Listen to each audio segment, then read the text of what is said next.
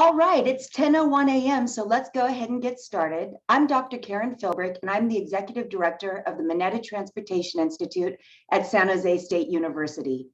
MTI leads two competitively selected multi-university consortia. The first, the California State University Transportation Consortium, which unifies the surface transportation research and workforce development efforts of the 23 California State University campuses. This is the largest four-year public university in our nation. And the second is funded through the US Department of Transportation, and that's the Mineta Consortium for Transportation Mobility. Our mission is to increase the mobility for all by improving the safety, efficiency, convenience, and accessibility of our nation's transportation system. Through surface transportation research, technology transfer, education, and workforce development, we help to create a connected world. We take our responsibility to the community very seriously. Our work is built on accountability, diversity, equity, integrity, and sustainability. MTI prioritizes equity and diversity from ensuring that our board of trustees reflect the communities in which we serve and to partnering with minority serving institutions, including consortium partners Howard University and Navajo Tech University. And of course, right here at San Jose State University, we are a Hispanic serving and Asian American Pacific Islanders serving institution as well. We are honored and excited to be here today to deepen and further the discussion of equity in the transit industry and in our communities. It's now my pleasure to introduce our keynote speaker and esteemed panel of experts, many of whom I have the pleasure of calling personal friend. So without further ado, I'd like to introduce Dr. Beverly Scott. She is an award-winning leader in the public transportation industry. Among her numerous accomplishments include leading 4 major transit agencies as CEO or general manager. She is also the founder of Introducing Youth to American Infrastructure. It's a nonprofit dedicated to inspiring, educating, and engaging today's youth to be tomorrow's community builders. You know, those American infrastructure leaders, our skilled workforce, our innovators, and our entrepreneurs. She has a special emphasis on improving the active participation of our most vulnerable youth and historically underutilized groups in infrastructure careers, people of color and women. Bev, my dear friend, please take it away. Thank you. First, Karen, just really a dear colleague. I want to thank the Mineta Transportation Institute for the kind invitation to join you and this really distinguished panel of leaders. I'm really deeply honored to help frame this equity discussion. And in preparation, I really thought about what I could say that would be of particular value. And with everybody's indulgence, I settled on just sharing some food for thought regarding our equity challenges, both generally and specifically as it relates to transportation equity, which I am going to call the big proverbial elephant in the room, okay? I certainly have no crystal ball or silver bullet, but what I felt might be useful is to just some professional experiences and a lot of simply personal reflections. So I hope you'll indulge me for a few minutes. First, I think it's very important that we be very, very clear about what we are dealing with.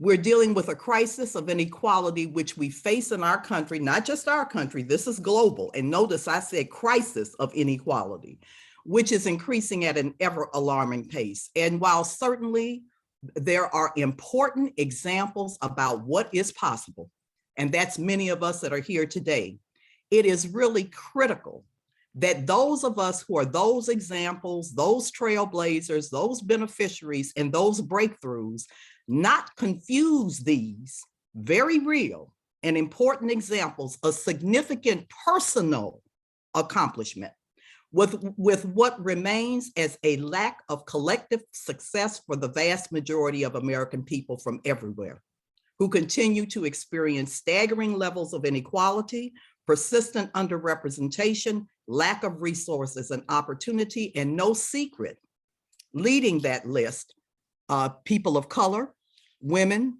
disability community, are most vulnerable, including, and I'm going to underscore this, what is well-documented intergenerational lack of mobility and opportunity, particularly for African Americans and Native Americans who continue today to be severely hampered by the continuing systemic impacts of deep historic structural racism. Second, our end goal, achieving transportation equity, does not exist in a silo.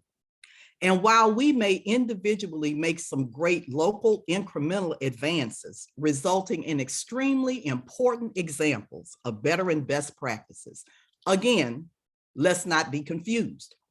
Transportation inequality, its causes, effects, and impacts are more than an isolated transportation discussion. The causes of a majority of transportation inequities that exist today have also helped to create, support, and perpetuate most of the other societal inequalities that exist today. So a lot of this stuff, my point, is intertwined, starting with an economic system with deep structural inequities, and quite candidly, for all of us who for the most part represent transportation entities that have been associated with racism and historic inequality, learning how to plan with and not for people, how to get sticky and get in there and listen to people and respect their learned experience, and understanding and respecting that not taking away that there's been an epiphany, that when we walk in the room, many instances with great baggage. And so the trust and credibility factor, making sure there's a big tent, making sure that that is authentic and real, is something that we need to really, really understand, respect, and we can't just solve that ourselves, okay? Leads me to number 3. I cannot overstate the criticality of leadership courage to act and intentionality with no apology when it comes to squarely addressing transportation equity of, notice I'm going to say, results and outcomes, not just opportunity. So this is not the work for the timid. We have to raise the bar simply beyond talking about equity of opportunity and moving the metrics meaningfully on inclusivity and shared prosperity, and literally baking it into every aspect of what we do from the very beginning.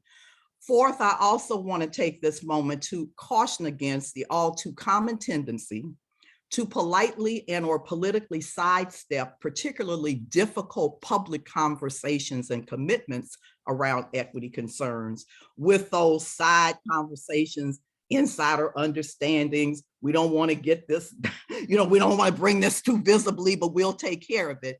And I'm gonna simply say this. I will simply note that statute, regulation, and policy trump practice and personality.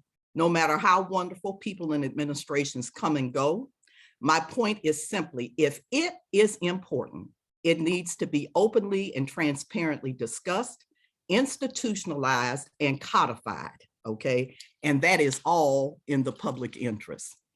So my fifth and my, I think, request is that we just stop for a minute. We have such an opportunity, a transformative opportunity in front of us. And let's all just take a serious look in the mirror. The first challenge to fixing the problem is recognizing that it exists. The next is to take meaningful action at every level, and at every opportunity, because it all matters. So on that note, I will simply close with, we have a lot of we work to do. We work. That's going to take all hands on deck to achieve the kind of public support, trust, and confidence that will be needed to implement the dramatic changes necessary to really make a serious difference. And with those who are most seriously impacted front and center in all of the phases of this major transformative work. Not easy, but necessary, and I absolutely believe doable. And if we personally look in the mirror, I think that we see and make that commitment to actively do our part to ensure equitable outcomes and results for all people and for all communities, I have every confidence that we have the ability to achieve that. So with that, Karen, it's been just once again, absolutely just an honor to be here. Well, thank you so much, Bev. I wrote down a quote you just said because I don't want to miss it and I want to make sure I got it right.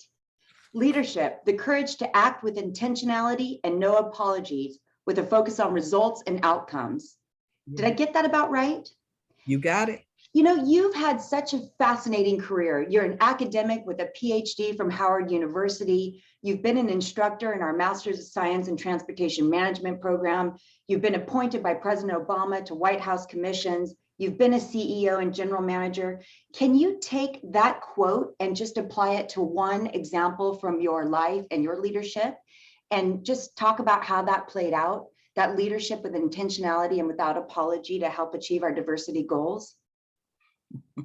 Oh my goodness, you don't want to get me started on the road, okay? I've got 3 minutes with you. Okay, you got 3 minutes with me. Oh, I don't know. It started from, I grew up in Cleveland, Ohio. I always tell people I don't try to wear it as a red badge of courage by any stretch of the imagination, but I grew up in the riots in Cleveland, not around them, okay? And my dad was very active. My parents were very active, and our high school was on national television. Okay, and I guess I would say back then that I was one of the leaders at the high school. Okay, and it was not an easy thing. It was for those of you who may know Cleveland, it was East Side was African American, West Side was white, and just so happened that any kind of different program, we had one enclave of Italians that were in Italian community on the East Side. And literally every single kid across the East Side was bused to that one school for any type of special type of program or whatever. And I mean, it was really armed combat at the school. And so that was my first, it was like, you're gonna either step up or step out, and that was my first one. And then the second I'll tell you, which is why I love my HBCU so much. People say, Bev, why do you do this work? And I tell them, I said, when I was at Fisk University, the Fisk is my undergrad, this is just an example of how education can make a difference. They had been talking about the I-40 East project for probably 25 years. And that's when the bulldozers showed up to build I-40 East. And for those of you who may know Nashville, tore up a historic Black community, businesses, Meharry, Fisk, Tennessee State were all down there. And I tell you the honest to God's truth, had the nerve to do all of that and didn't even have an access or an egress point for people to use it. And I had a professor, Gerald McWhorter, Dr. McWhorter, it's not his name now. And he asked, before EJ, he told us that he wanted us to do an anatomy of the I-40 East project. And so anyways, long story short, when you really went and started looking in all the old records and stuff, you could literally see for 20, 25 years, the planning that had taken place to wind up taking properties, moving people out, across, all that kind of stuff. Well, my learning from that was, if the first time that you get ready to raise heck about something is when the bulldozers show up in your backyard, you're a day late and $1 short. Sure. Okay. So anyway, I could go on, Howard, same thing, tremendous opportunity to work on a gerrymandering project to support an amicus curiae from, it was a gerrymandering out of Charleston, South Carolina. I was privileged to have worked with Dr. Ron Walters there. And we were part of, I didn't even know what a TAS was. We had number 2 pencils and a whole bunch of graph paper. And we were working on trying to look at the data. And what the data showed was that it was only racism that put this whole snake in there. And so anyway, they were fortunate to really win that suit. And so what that showed me, and you don't have to always win like that, but what that showed me is that if you do the work, if you do the research, you get yourself informed and you get actively involved, is that you can make a difference. So all of the work that the colleges and the universities and the high schools and all of that, families, community are all worth it. Absolutely. As always, Bev, you have left me covered in goosebumps and with a lot of food for thought. So thank you. We applaud your efforts and we absolutely admire your continued commitment to diversifying the industry with all that you do and with your focus on preparing the current and next generation of transportation leaders. Thank you for making the time to be with us. We'll be in touch. Pleasure. Bye now. All right, we're now going to move on into our panel, which includes, and I'll be introducing our panelists in alphabetical order, just for ease of introductions. After I briefly introduce them, they will all take the opportunity to respond to the same opening question. That is a question that we prepared in advance, but I assure you at that point, we'll then pivot to the individual questions that many of you submitted in advance of today's webinar, and we'll try to get to as many as possible. So let's begin by introducing our first panelist, and that's Jennifer Fearman. She has more than 15 years of experience in transportation planning and complete streets project planning and implementation. She offers expertise in planning for safe, connected, multimodal networks that enhance mobility and promote economic development. Jennifer, thank you for taking the time to be with us today. Thanks for having me. You bet. We also have the distinct privilege of welcoming April Rye, a personal friend who was recently elevated to president and CEO of the Conference of Minority Transportation Officials, perhaps better known as COMTO. It's a nonprofit organization founded in 1971, dedicated to advancing minorities in the transportation industry. She previously served as Deputy Executive Director for the Women's in Transportation Seminar, known as WTS. She has more than a decade of experience managing private, public sector, and nonprofit organizations, and we're thrilled to have her with us. April, thank you for making the time. Thank you, Karen. You bet. And then we have one of our very own MTI trustees, and that's Kimberly Slaughter, the current CEO of Sistra USA. She is focused on promoting the company's vision of being the signature team for transportation solutions. She's a passionate force behind helping to provide access to safe, reliable, affordable, and convenient public transit to all communities. Sounds very similar to our academic focus as well, Trustee Kim. Thank you so much for joining us. In addition to serving on the Minetta Transportation Institute Board of Trustees, she's also an active member of the APTA Board, and she serves on the Houston Fund for Social Justice and Economic Equity. Kim, thank you for joining us while you're on business travel. We're grateful for your time. You're very welcome. Thank you for having me. Excellent. And then it's my privilege to introduce Seleka Talbot. She is an innovative strategist, widely published thought leader in the transportation industry. She's the founder of Autonomous Vehicle Consulting, and she previously served as the Deputy Administrator of the Motor Vehicle Commission in the state of New Jersey as a gubernatorial appointee. Most recently, she served as the U.S. Department of Transportation's Federal Motor Carrier Safety Administration Senior Advisor to the Administrator. Those are a lot of words, but Seleka, we are so proud to have you on this panel. We welcome you to California, where she has recently become a member of the faculty at the University of Southern California. Seleka, thank you for taking the time. Thank you for having me. Perfect. And finally, rounding out our panel of strong, innovative females, we have Mr. Maceo Wiggins, who's the director of BART's Office of Civil Rights. He's an expert in strategy and policy development, program and project management, and comprehensive diversity, equity, and inclusion program design and implementation. Welcome, Maceo. I see he's there, but he was on mute, so nice to see you, Maceo. Okay, we're going to kick this off with that framing question that I recently mentioned. Jennifer, I'll start with you. You have 2 minutes to answer the following question. How would you describe the current state of diversity in the transportation industry? Jennifer. All right.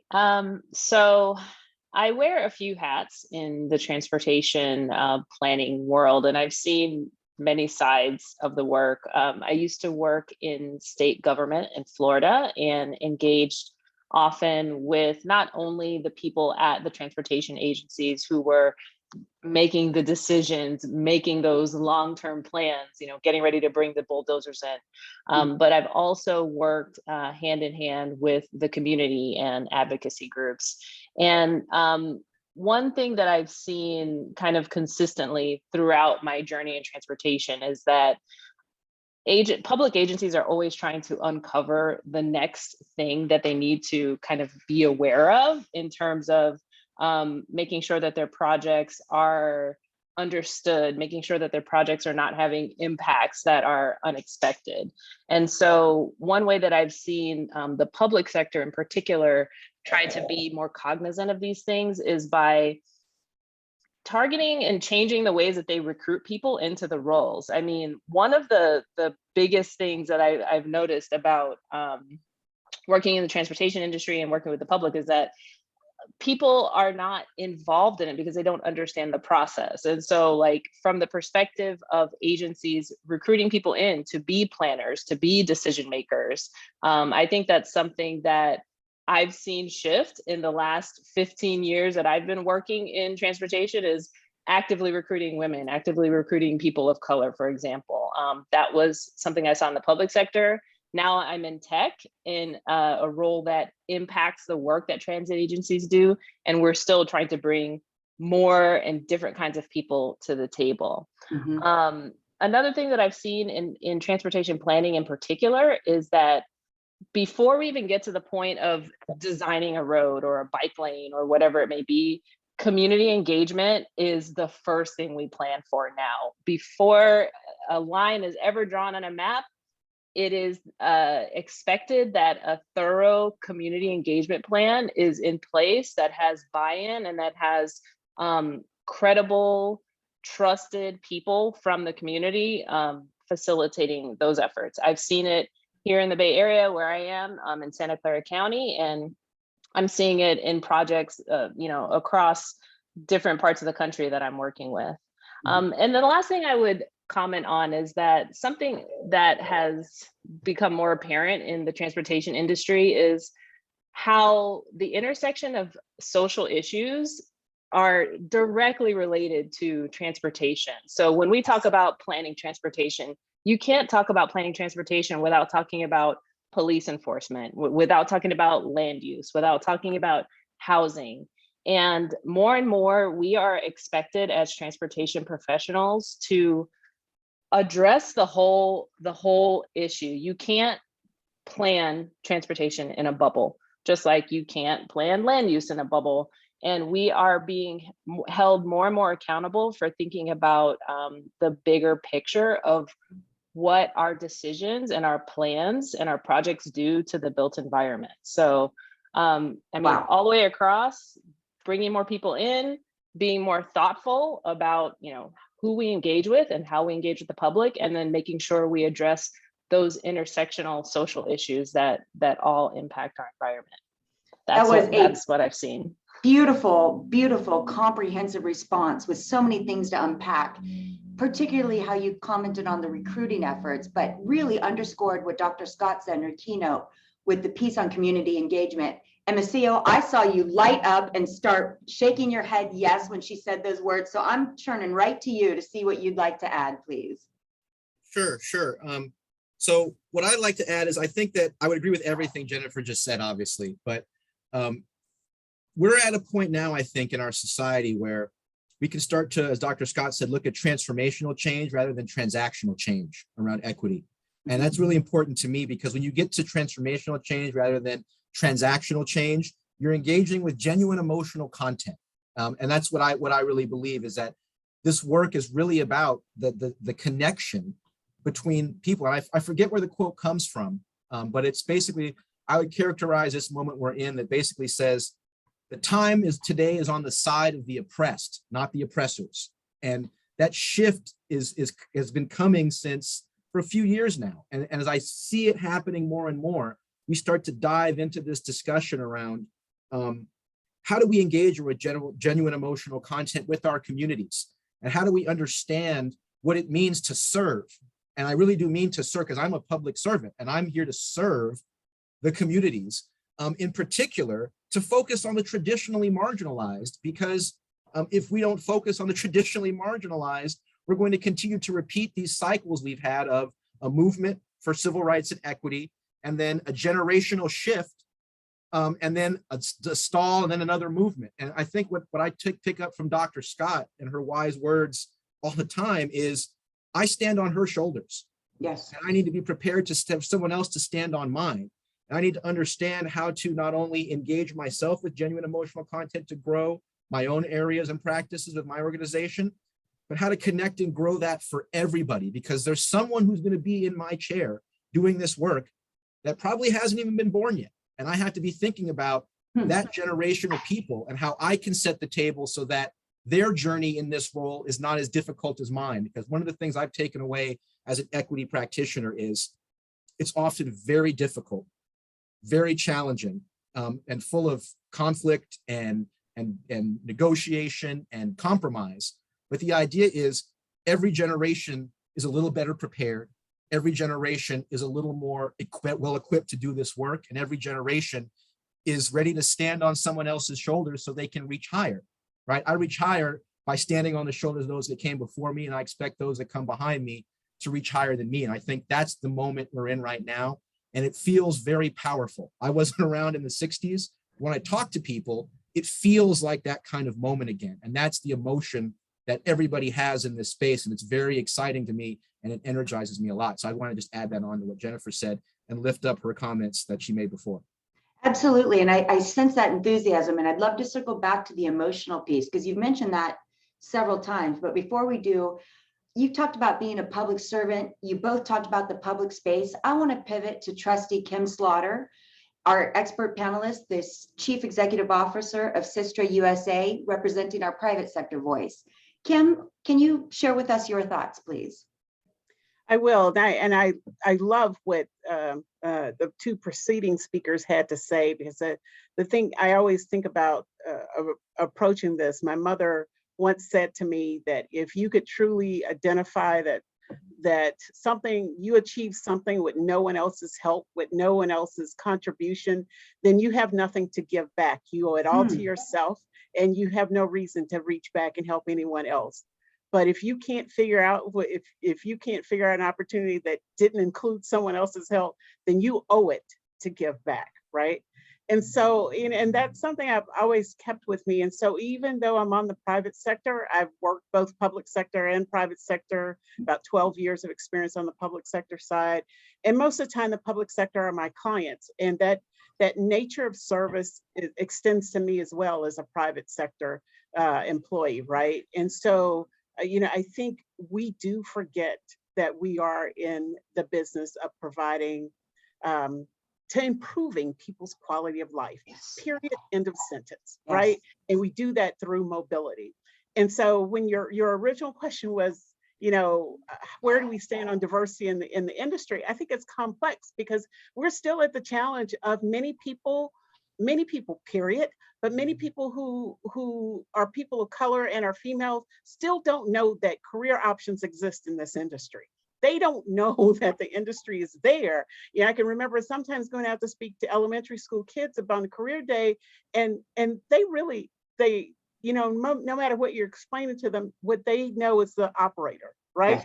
Yes. The train operator or the bus operator, because that's, as far as they're concerned, the sexiest job in transit. All right. So, so we still owe it to our communities to help them know that we need them in this space. We need their voices to have better outcomes in this space, right? And we need to bring our consciousness to the table. We need to bring our whole selves as women, as minorities. We need to bring our whole self to the table to make sure we're bringing our interests to the table. Otherwise, there's not diversity. If we get to the table and we're assimilating everybody else's response, then why are we at the table? We're not bringing anything extra. Okay. And then I will just close that with saying is that sometimes it depends on how you're looking at our industry. We seem very diverse, right? But I invite you to look at the C-suites of agencies and private companies across this country. And you tell me what you see and whether there really is diversity. And I say this to you as a Black woman, as CEO of a consulting firm, right? I challenge you to do that. And even we like to raise up that, oh, we're more diverse in the public sector. And we are more diverse in the public sector than we are the private sector. But even when we do that and we look at we highlight where we are there in that C-suite, the number, if you look at the totality of C-suites of providers, it's still a very small number. Yes. And so I think we need to be honest with ourselves and realize that there is still a challenge out there. And today is our day to raise our voices and be all in. Absolutely. Drop the mic there. Now, thank you for all those comments. I see that the chair of the MTI Board of Trustees, Mr. Will Kempton, is a participant in today's webinar. So I know he's going to want me to make 2 comments about MTI in relation to what you said, Trustee Kim. Number 1, we are working with APTA to do a study looking at the demographics in the transit industry, everything from the front lines to the C-suite, so we can get a baseline to look at where improvement can happen. And so just like Dr. Scott said, we can have results and data to inform our decision-making. That's number 1. Number 2, you were so accurate in your statement that when you're talking about children or even beyond children, people are not really able to indicate careers in transportation beyond operator. And I stand here before you as a psychologist with a PhD who spent her whole career within this industry. There is space for everyone, and it is incumbent upon us to reach down into that K-12 pipeline to help educate that next generation. I love everything that's being said. I wish we had 4 hours. Seleka, I want to pivot to you because you have worked in the space of the DMV, looking at the impact and the lack of equity in all sorts of spaces. What can you add to this conversation? I thank you very much, first of all, for having me. And I'm honored to be on the panel with these guests who have such wonderful careers in transportation. My motto that I say all the time is transportation is mobility and mobility is freedom. Yes. I have been in the transportation space 30 years ago when I first started as a product liability defense attorney representing OEMs. I am excited about the future of transportation. We are on the cusp of something transformational. But can you imagine when you hear about electrification and flying cars and the sidewalks in your community are in such disrepair that you have to walk in the street in order to get from point A to point B. The LA Times did a research on the stops that are done on people who are riding their bikes within the city. 7 out of every 10 bicycle stops are on a person of Hispanic background, completely disproportional to the community. We have some real issues with transportation as it exists. Before we can even begin to talk about the future of transportation, we have to address the inequities in the system that are today. I have spent a good deal of time at the Motor Vehicle Commission. Of course, this is the time that someone is mowing the lawn outside. I've spent a good deal of time at the Motor Vehicle Commission, and one of my responsibilities was to be in charge of traffic violations, fines and fees from the state. And what I know is we have this cycle that really preys on people who can least afford motor vehicle fines and fees, so that they find themselves with this haunting debt that they have to service all the time. We have to do better by our community. Well stated, and your point was taken perfectly despite the background noise. We got you. Thank you, Seleka. April, let's shift to you. Let's hear what you have to say, Madam CEO and President. I have to say amen to everything that's already been said. I struggle to find any additional points, but just to say the current state of diversity in transportation is ripe with opportunity. What's that saying? The biggest room is the room for improvement. I mean, if you think about the diversity of the US population, how massive transportation is and how many individuals engage with it on a daily basis from so many different racial, ethnic, social, economic, gender, ability backgrounds, we have a ways to go in having those who design, plan, and engineer and hold decision-making power in transportation reflect those communities they serve. As Dr. Scott mentioned, the most vulnerable. And, we do see diverse individuals serving as frontline workers and in the civilian workforce, as Kim brought out. But when you rise in the ranks, there's a sharp drop off in the number of women and racial minorities and persons with disabilities who have decision-making power. And so I think we have a unique opportunity. I recently wrote an article for APTA that'll come out this Friday. And I say that we're basking in the rays of equity-focused sunshine right now in transportation. So now is the time that we need to accelerate our collective work around expanding diversity and embracing inclusion. And so we have to talk about how we can meaningfully collaborate with one another to make that happen. That perfectly segues into one of the questions that one of today's participants submitted for you, April. So I'd like to just move right into the specific questions to each panelist now that we've heard the general response to the opening frame.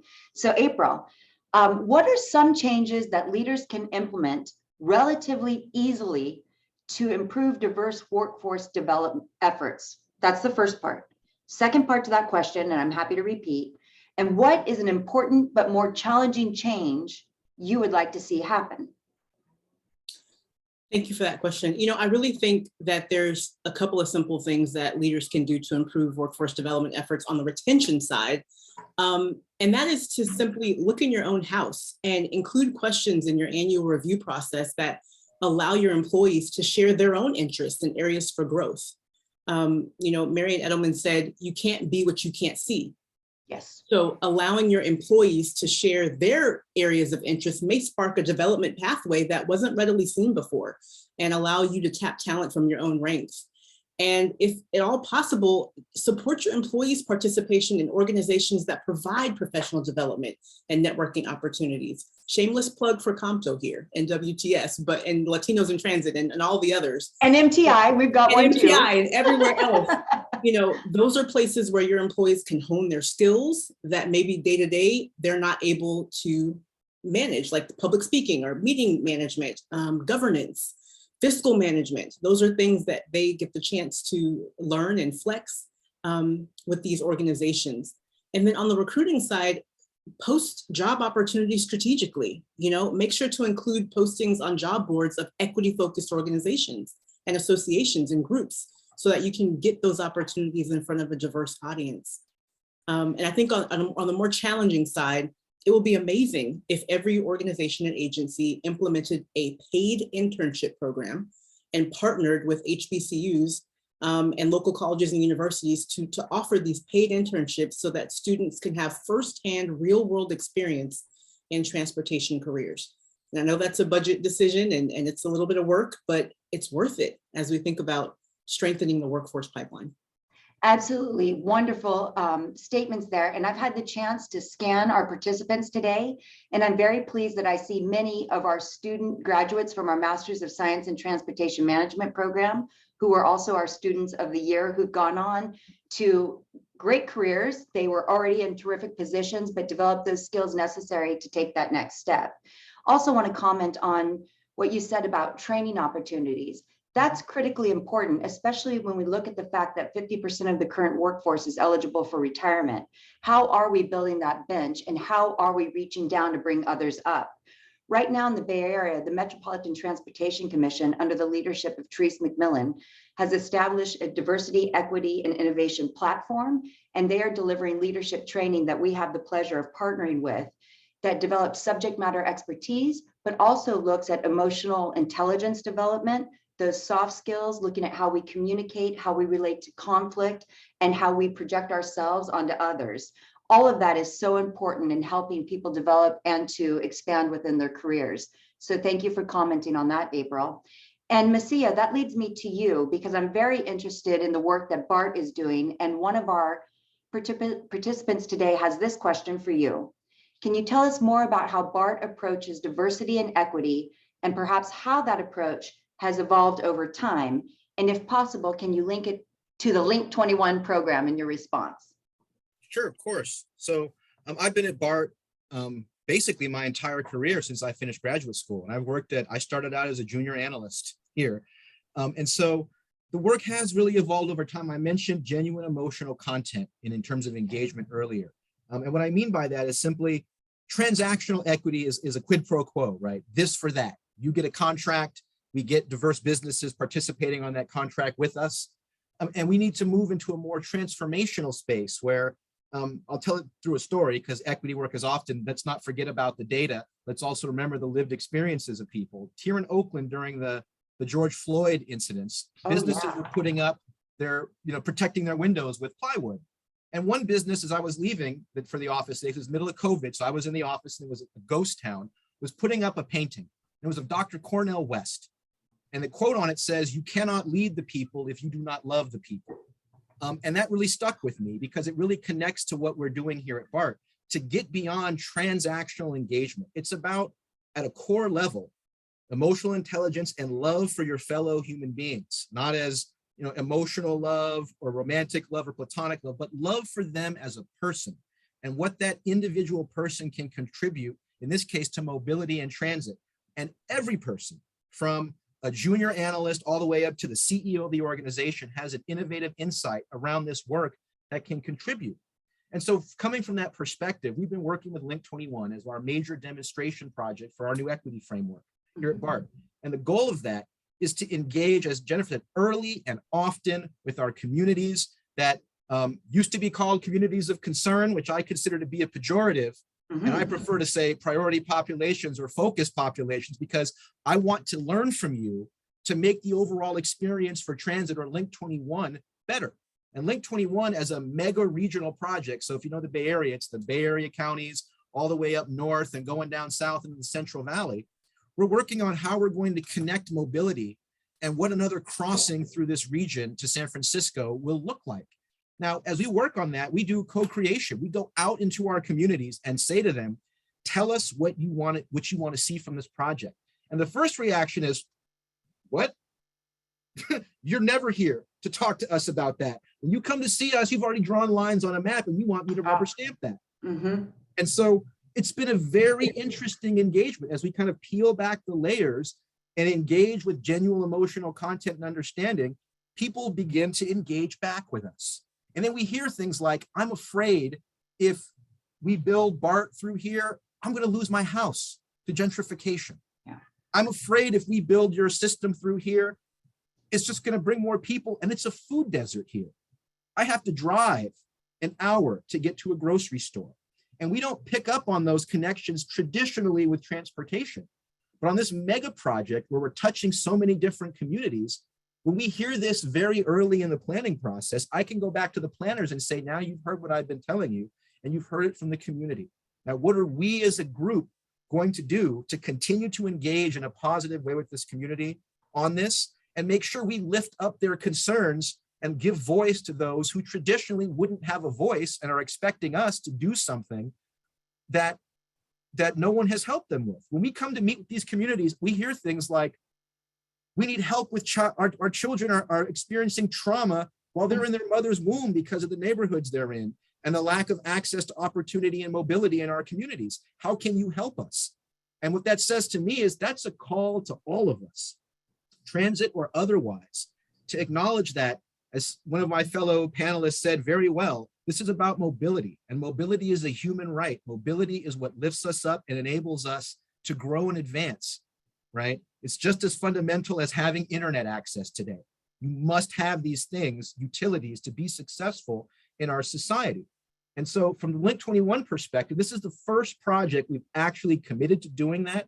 And we've actually gone out and really done that, made it a point of emphasis that we will not engage with our communities unless OCR is there and our equity experts are there to shape and frame the discussion, because it's one of the things I learned from Dr. Scott is it's all about how you frame and shape the discussion to get to the results you want. And if you don't frame the discussion and what you're discussing and negotiating and arguing about carefully, you won't get where you want to be. You'll get somewhere else. It's that focus that's really important. And I think that part is really what's been the big transformational change for us now, is getting my team to think less about living at the compliance area and not the equity area, but the intersection of compliance and equity is where we live in the public sector. And that is the space where I think we're going to find the most success. Love it. And I think the quote from Seleka was, transportation is mobility and mobility is freedom. Yes. Is that right? Got it. I'm keeping these. I'm shamelessly writing them down. They will become part of my repertoire, if that's okay. Yeah. Listen, we have got some great chat, some comments in chat, and also some questions. Seleka, I'm going to pivot and ask a question live of you that was just submitted by Mr. Philip Haley. Thank you for your comments. In your opinion, are there any solutions or thoughts about the express, carpool, and toll lanes in the Bay Area? In my opinion, the way they're set up to bill the vehicle owner for violations or lack of balance on their fast track, this can lead to an accumulation of bills and fines for those positioned to afford the luxury of these lanes. Seleka, this question is all about you. Please take it away. Sure. It's one of the things that I've been arguing about for quite some time. I want to expand a little bit on the transportation is mobility and mobility is freedom first. It means access to food, jobs, healthcare, services, quality of life. There's nothing you can do without goods and services coming to you or you going to those goods and services. So mobility is required for life. When you look at how we fine and how we have our toll structures in this country, if you don't pay, then somebody brings you to court. In some places, if you have a fine or a fee and you don't pay, it's a criminal action. And now the government agency has to create this huge debt servicing arm in order to address the people that couldn't afford the debt in the first place. And then, of course, we have all the restoration fees and everything else. It's this horrid cycle where we have to fine people in order to pay government salaries. Our revenues and our budgets in communities are based on pulling money out of people who can least afford it. I will say, stop. If the idea behind traffic violations and fines and fees is to make your community safer, then all we have done is marginalize people who are of color or whose content of their wallet is not like other people. That is not what government should be in the business of doing. If we decided as a nation to say, we're going to stop this debt collection, we're just going to stop servicing it, you could eventually return resources to really helping people in communities and cities rather than this I gotcha enforcement idea. We have in many cities, big cities, especially across the country, significant issues surrounding crime and people's feelings of not being safe in their community. You don't make me feel safer if just by riding a bike, you presume I have committed a crime. When in the same community, the roadway is not safe enough for me to ride a bike, and that's why I'm riding on the sidewalk. We've gotten this all wrong. I can't say that I'm about equity if I only make things better for people who have more money. If I only build infrastructure that protects people that commute from suburbs into the city, or that urban planners, this is my favorite thing because I witnessed it in my own personal career, urban planners who drive into a city, park in the underground garage of whatever agency they work for, go upstairs and make policy for people whose lived experiences they cannot possibly understand. That has to stop. We used to have requirements in certain places that law enforcement live in the cities they're policing, because then they would have an idea about how these people are living on a daily basis. We don't require that of urban planners. They plan for communities they don't live in. And all they do is rubber stamp or further ingrain inequities that have been baked into our society for decades. We have to do better. So if it was up to me, we would do away with all that, the way that we do these fines and fees on people, including tolling. It doesn't work and it marginalizes people further. Understood. Now I see Jennifer responding and becoming activated. She's a planner here. Let's just pivot right to Jennifer. Jennifer? I agree 100% with everything you just said. One of the notes that I made in response to the question about equity issues being unique to, the question was, what are equity issues that are unique to pedestrians and cyclists, and can they be approached in the same way as other transportation equity issues? And everything that Seleka just said is so true. Our idea of how to make transportation facilities safer involves some other person's idea of safety, which is having a police officer around, or stopping somebody for going the wrong way in the bike lane. And no one ever thinks about the lived experience of the people in that community and what their definition of safety is, what makes them feel safe, what makes them feel uncomfortable.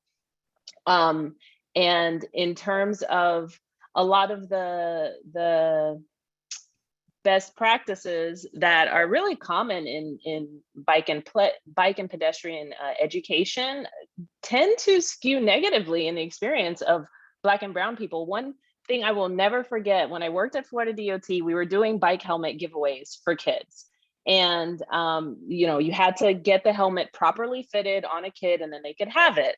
Well, of course, all these little Black girls come with their pigtails and their pom-poms in their hair. And the rule was, oh, well, if you can't fit the helmet over their hair accessories, then you can't give them the helmet. And I was like, oh, no. Like, I am not going to use this arbitrary rule to basically eliminate a certain group of people from being able to get a helmet because it's not safe. Like, those are common practices that are very widely accepted that I don't even think people understand the impact that it has on on a kid who wants to ride a bike. They want to be safe, they want to wear a helmet, and they can't. And then, just to close out, like, I agree so much. Equitable transportation is about having a well-connected network so that you can get to the places that you need to go. It has nothing to do with how much money you make or where you live, what neighborhood you're in, if you drive or ride a bike. Equitable transportation is, I can get from point A to point B in the way that I choose. And I think just kind of boiling it down to that helps eliminate a lot of the other distractions that come up in these planning discussions. Jennifer, thank you for that response and that very painful example that you just provided of inequity for a child. That hurts. Thank you for standing up for what was right and what was needed. Kim, I'm just going to turn to you. You're our private sector voice. I want to hear if you have any response to everything that's just taken place. Oh my God, you should hear the conversations in my head. I want to. It's a good thing I'm on mute, right? And I'm a planner as well. I come from a planning background. I have a master's in community regional planning. Is what brought me into this community. And there were several things that I was thinking as different people were speaking. And one, I want to say that, I think what we need to reinforce is that people need to understand when they choose to work in this industry, that this is about changing people's lives. This is about transforming the opportunities that people have in life, no matter where, I think as Jennifer just said, no matter where you come from, what community you're in, that exposure to mobility, the option for mobility can help you change and be something different than where you came from based on whatever you want to do, right? Because like Seleka said, it's the access to education, to healthcare, to jobs, to entertainment, just to see another community, right? To know that some other communities are different than your community, and you could make a choice on which community you want to live in, right? So I mean, it's those kind of things. But one of the main things I wanted to say is that we need planners to be conscious of that, right? We need actually not just planners, all professionals throughout the entire project development and delivery process to be conscious of the fact that we are infringing is the first word that comes to my mind, but we are incorporating infrastructure, transportation infrastructure and services into communities where people live, work, play, and survive, right? And so we should be really sensitive to that and find ways to really bring the voices to the table and incorporate them into it. And I say this other thing that you guys make me think about is that I did a volunteer program with WTS a few years ago in Chicago with the Transportation U. It's where they bring female students in, at least that's what we did, brought female students in and help mentor them and help them expose them to transportation. And the group that I was working with, we were going to build a better bus stop, okay? And so we took the kids out of the office and went down on the corner in downtown Chicago. And I thought we were taking them to show them a really nice bus stop and what it should be. And these kids, these high school kids, I asked them, I said, okay, so look at this and tell me, what do you see at this bus stop? And what would you improve about this bus stop? And it was eye-opening to me because they found all kinds of flaws based on their frame of reference and their experiences to what I thought was an amazing bus stop downtown, right? And they, I think it's at the corner of Randolph and LaSalle, for anybody who knows Chicago, right? But what they said, one of the main things that stuck out to me is they said, I don't feel safe here. I don't feel safe because the shelter is too close to the curb of the street. And, it's no light in it at night and just kind of naming these things off. And the main thing that they felt coming from their experience is that, because I wanted to understand, well, you're close to the street, that you're going to have shelter. If it's raining or snowing, I can get quickly out of the weather. Black woman with natural hair, I can get out of the weather onto that vehicle, right? And they said, no, if I'm that close to the curb under the shelter, somebody can be in that shelter with me and push me into oncoming traffic, and I have no way to avoid it. I was like, whoa, I never thought of that.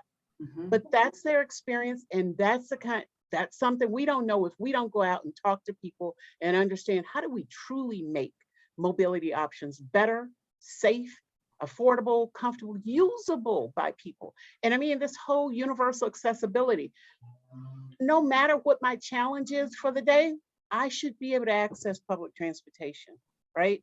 We should be designing for everybody to be able to use it and not necessarily have me have to use a special program to get, or service to get where I want to go. I want the freedom of mobility to move around my community, no matter whether I'm in a wheelchair or I've got a stroller, or I've got a piece of luggage, or my feet just hurt that day. All right. I just want to be able, because the older I get, the more I realize how difficult it may be for my knees to bend that day. And I still want to be able to use public transportation. And that's what we need to think about, let's just be conscious and woke and deliver to make sure we all have access. Drop the mic. I mean, that was incredible. And you've tickled so many fun things I've heard through the years, especially from Dr. Scott, that we're in the business of connecting people, places, and communities. And wasn't it, Dr. Bev, that you said transportation is what makes normal happen? Something to that effect? We are in the business. Yeah. I heard a gentleman, we were doing a big study, and this guy was in Crystal, Minnesota. I'll never forget, right in the height of the pandemic. And we asked him the question, he was a public works director. What do you say to young people when you go to talk to them about why they should be in these careers? And he said on the phone, I mean, really, you could have it was like all these experts. He said, well, you know what I say, Dr. Scotty? I tell them that we're the people that make normal happen. Oh my God, I had never in 40 years ever heard anybody, it wasn't practiced. He just said it just like that. And it just floored us. Okay. And that is that. So it's not me. Okay. His name was Mark, and he's over Public Works in Crystal, Minnesota. Well, on that note, I think our time has come to a close. I personally am deeply disappointed. I'm very emotive, so I'm literally covered in goosebumps. I want to continue. I'm so sorry we have to say goodbye to everybody, but a very special thank you to our keynote address, Dr. Beverly Scott, to our trustee, Kimberly Slaughter, to CEO, April Rye, to Jennifer Fearman, our planner, thank you so much. Masaya Wiggins, thank you for joining us and your BART perspective. And finally, Seleka, it's always a pleasure. thank you to everybody for joining us, and we hope to see you at our next webinar, which will be towards the end of this month. A recording of today's event will be made available shortly on our website and will also be sent individually to each of you who have registered. So thank you again.